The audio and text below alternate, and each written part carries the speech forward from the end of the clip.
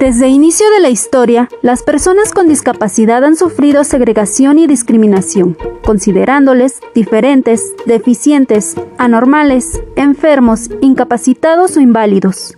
En la prehistoria, los nómadas los abandonaban, pues eran una carga para trasladarse. Mientras tanto, en las civilizaciones de México y Centroamérica, se sabe por testimonios de cronistas que las personas con discapacidad motriz eran cuidados por el resto de la comunidad. Entre los indígenas de Norteamérica, vivió una etnia donde un gran número de sus integrantes eran sordos y se comunicaban por medio de una lengua gestual. También se les practicaban amputaciones o heridas en el cráneo, sin anestesia, para que expulsaran el mal.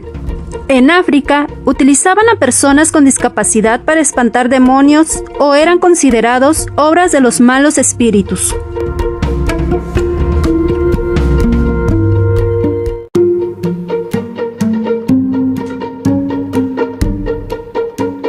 En la Edad Antigua, en Egipto, existió el infanticidio en niños con discapacidad. Se han encontrado jeroglíficos donde se puede ver a un sacerdote egipcio con polio usando un bastón.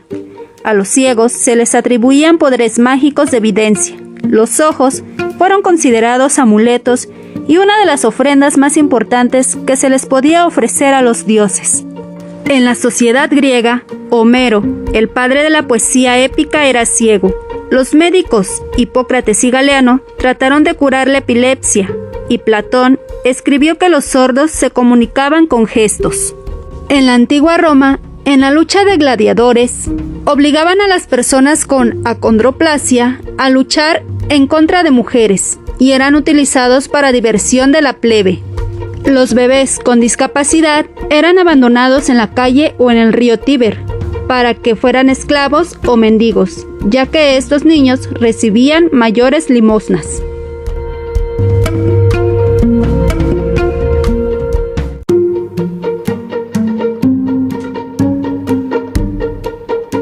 En la Edad Media, las personas que padecían esquizofrenia, epilepsia o discapacidad intelectual se les acusaba de ser brujas, herejes o que estaban poseídos. Así, se les practicaban exorcismos y muchos morían en la hoguera. En Francia, en el siglo XIV, eran confinados a encierros para esconderlos. A los ciegos, cuadriplégicos o personas con microcefalia se les exhibía en zoológicos o circos como monstruos. En 1937 se llevó a la pantalla grande la película Freaks, considerándolo como un filme de terror. Fueron las primeras actuaciones de personas con discapacidad en el séptimo arte. En el cristianismo se les consideraron pecadores, que al ser perdonados eran liberados de su condición. Por otro lado, también se practicaba la caridad. En el siglo XV se crearon los primeros psiquiátricos, donde predominaba la eclesiastés antes que los conocimientos médicos. Se les explotaba como negocio, llegando a mutilar a niños para tal fin.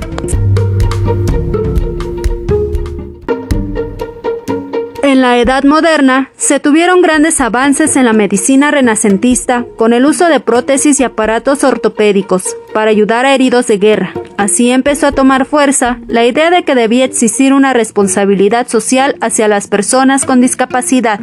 En 1620, Juan Pablo Bonet publicó Reducción de Letras y Arte para enseñar a hablar a mudos y consideró el primer tratado moderno de fonética y logopedia.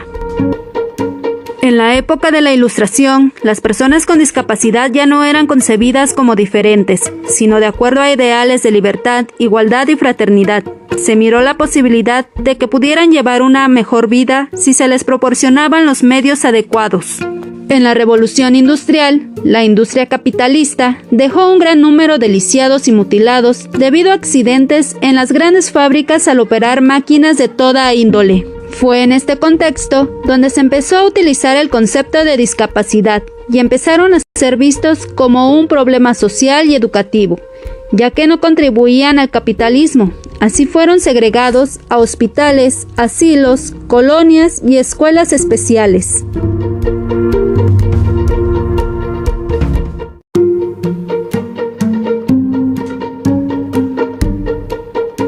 En la edad contemporánea, la educación para personas sordas tuvo un gran desarrollo en Gran Bretaña, Holanda, Alemania e Italia. donde en el siglo XVIII se inició la enseñanza a personas sordas con la lengua de señas.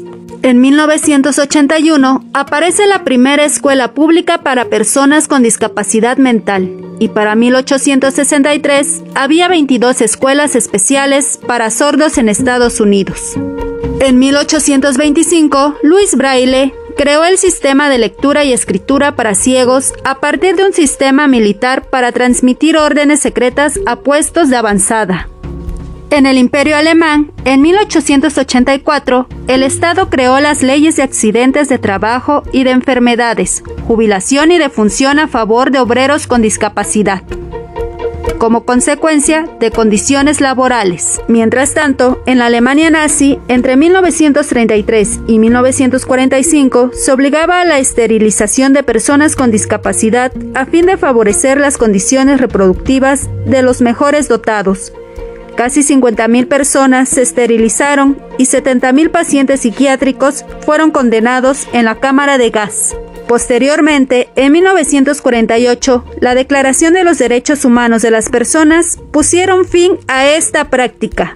Así tuvieron lugar demás conferencias, declaraciones y tratados a favor de la inclusión de personas con discapacidad, entre ellas la aprobación por la Asamblea General de la ONU de las normas uniformes sobre la igualdad de oportunidades para las personas con discapacidad en 1993.